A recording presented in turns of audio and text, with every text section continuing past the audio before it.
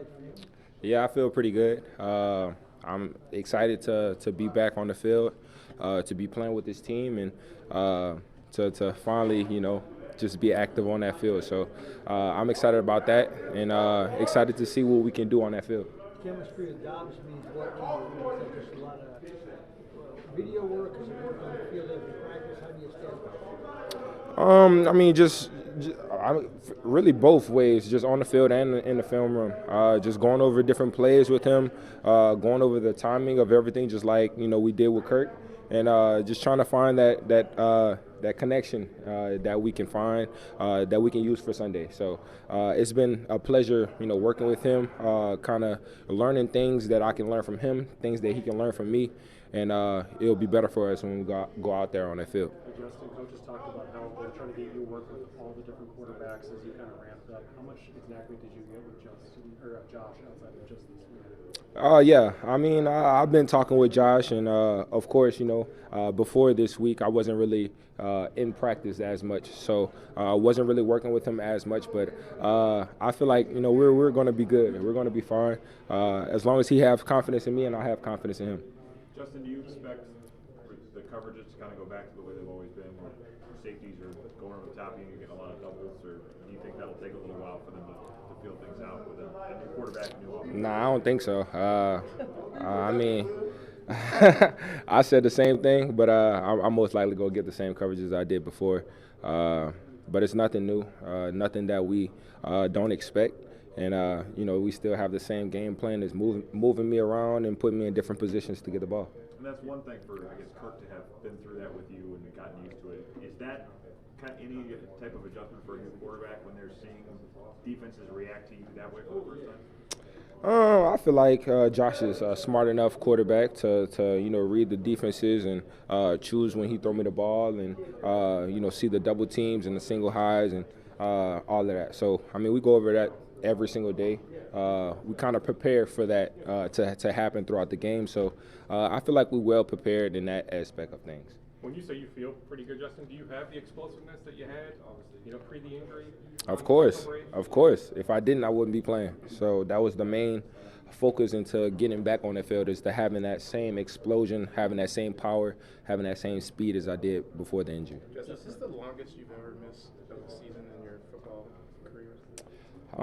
I missed a little time in high school. That was probably a little longer for a broken elbow, but I didn't really play. I wasn't on varsity, wasn't a key factor into the team. So ever since then, this has been the longest I have been out. Like, now that you can look back, now that you're back and look back on it, like, what has it felt like to be kind of disassociated from the daily grind? Yeah, it sucks. It's kind of terrible. It's a terrible feeling. Just feeling hopelessness for not being on the field. The fans expect you to come out and play every single week. Teammates expecting you to come out and play hard every single week. So it's tough being on the sideline and switching roles into more of a coaching role. But I'm finally back now, and I'm very, very excited to be back on the field. Just in the first time in practice, you ran a go route and just let it rip. Like, how did it go, and what's going through your mind? Yeah, you kind of got to go through the mental stage of things. You got to kind of trust that my hamstring is back to where it was before, or even stronger. So I just kind of have to have that in the back of my mind, just be confident in myself, and just know that I feel myself and feel 100%. So just go out there and just let it all out. Just with the hopelessness, just how did you stay up during the Say it one more time, I'm sorry. feeling that hopelessness? How did you stay up and still continue to smile when you got here? And Yeah. just kind of be yourself. What kept you going? Yeah, my family, friends, teammates, coaches, and the rest of the training staff that we have in that training room. Every single day, I tell them how much it sucks to be in here, but they hate it that I say that. But I mean, they know that I just want to be back on the field and be back with the team. So it's definitely kudos to them of doing a fantastic job with me this whole process, and knowing when I feel good, knowing when I don't feel good, and knowing when to push things and don't push things. So kudos to them for sure. Justin, it's obviously a road game, but there's been a lot of talk about how many Vikings fans are traveling for this game. Just how much does that help you guys out when there's a good showing on the road? Oh, it always helps us out. I feel like our fans travel anywhere, so that's the kind of great thing about this fan base. They always supporting us wherever we go, and it feels like a home game whenever the Skull Nation is in that building. Justin, when did you sort of know, or what day did you feel like you were 100%? Really was kind of close to the Chicago game. Of course, we didn't want to push it to the point where we wasn't 100% sure if I was going to have to break away from someone and use that extra gear to run away from someone. So we kind of didn't want to push it to that limit.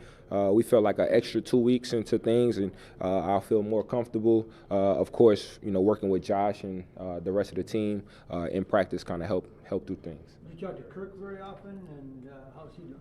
I talk to him every single day. Every day he's in that training room trying to get back to where he was before. So to see his spirits and to see that Kirk is never different from what he normally is. He still has that high energy, the funny jokes, dad jokes that he always do. Just having that same type of mindset as he had before is definitely a good feeling to see your starting quarterback in the building and still have that same happy vibe that he always has. He says that you're a little bit more happy-go-lucky. You can let play go, and you can just believe good things are going to happen. Yeah. He internalizes it, he processes it, Yeah. and it's agonizing. Sometimes he wishes he was more like you, and maybe you wish you were more like him. So I don't know. Yeah. But explain that. Is that who you are, that it doesn't bother you and things, you just believe something good's going to happen all the time? Or? Yeah, some things bother me.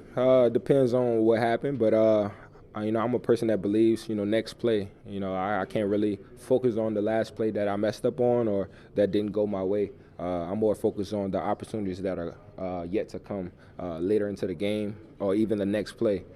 So I always try to keep Kirk into that happy mood during the game, try to be more relaxed, try to be more confident about himself and just let the game play for itself.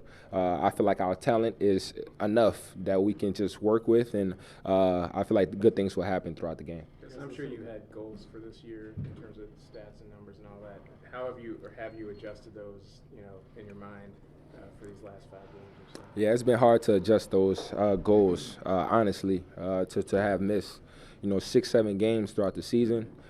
Especially on the pace that I was going before the injury.